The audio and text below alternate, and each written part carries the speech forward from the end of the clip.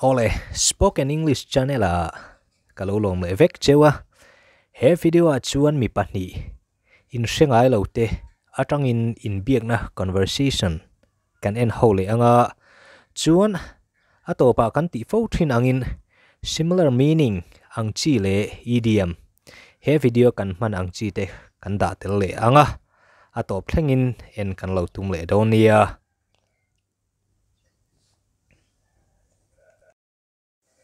mi pahni han lo langa pakhat chuan hi, could you give me a second? Hi khonga in ka belok theyang chengem khonga in I hun tlem te min lo pelok theyang em ti in polite takin an sota. Hello, of course. How can I help you? Hello, ti reng mai pui theina cheka nei em. Hello ti nui vara.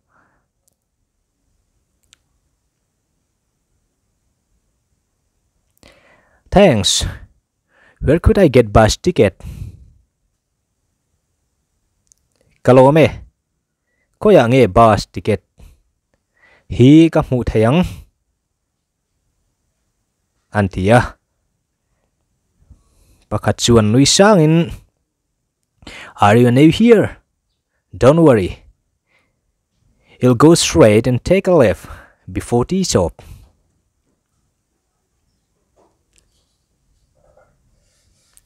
Mithara lo ini apoi lave angilin kalphela vela ma pengla thingpui dor ma khan antia.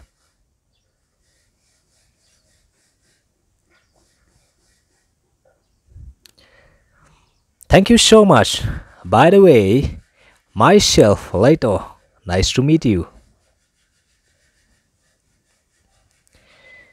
Kalom lutuke Tudang alai chuan Leto kania kanin muchu kalome antia ani chuan polite takalo changin. Nice to meet you too. My name is Lyra. Where are you going? Keipo kanin muchu kalome Lyra kania khoyange ikaldon tin hello sota.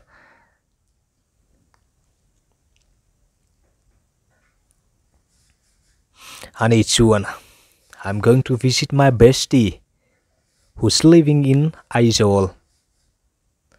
Aizol khosa katrian traber katlo dona. Bestie kan ti chuan trian tradeu trian tra soina ani best friend mo. It's going to be fun. Are you gonna surprise her? Avaslimom don ve itong deu tut donami antia.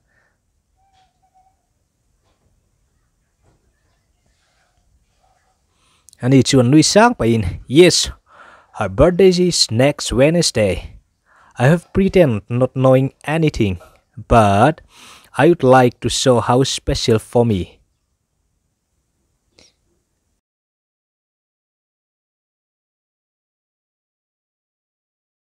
Oh, karle ni lai ni hi apian cham ania. Engma hrelo angin ka oma ma se. Eng ang hlunge katana ni ti hi ka mu dona ni antinui vara.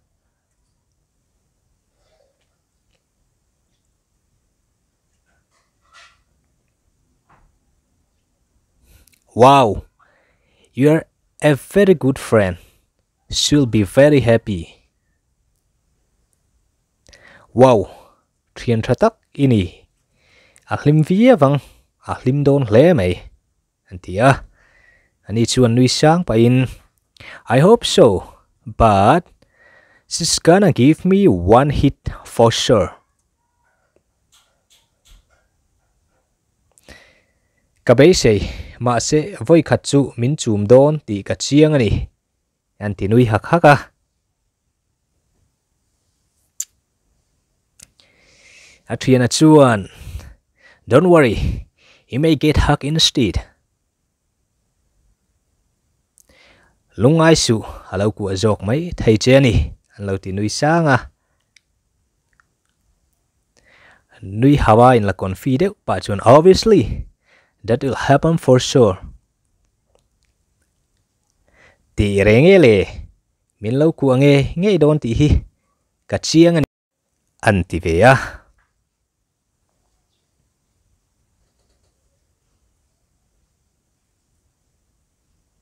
You deserve it. Please wish her to on behalf of me. Ipu ve hlia lom không ai in min lo wish sak ve don nia không ai in ka mingin ni lo wish ve don nia ka aya hi lo wish ve don nia antia. Absolutely, she'll be over the moon. Te renge alim don hle mai alom via phang antia. Okay, go and get immediately, otherwise we'll get late.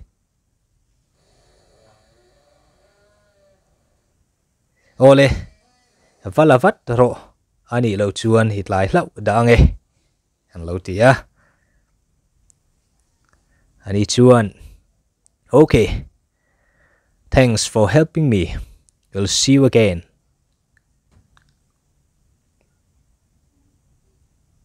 Ole min pui chu kalom hle mai kanin mole don nia tin ein trena le kha video tangkhan soi to angin idiom man pakhat kan neya chu kan idiom man chu over the moon kha hani hlim lutuk soina hani mo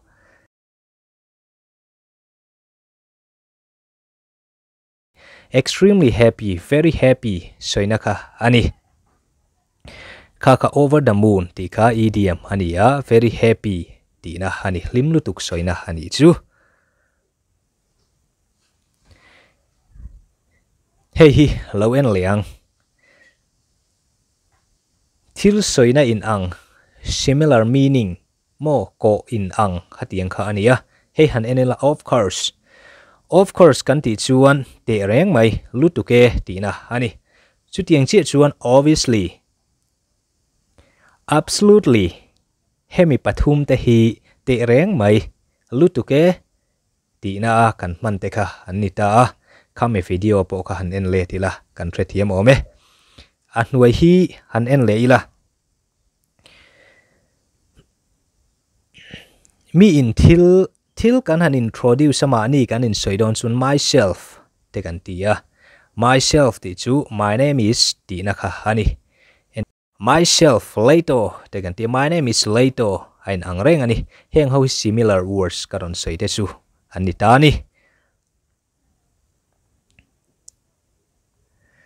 Ole khati jong kha he video kan zir le en thei te lo ni le phot ta se ka channel tlom tak lo ngai hlua like le comments thatak tak lo pe tu te chunga lom thu abik takin ka soimol mola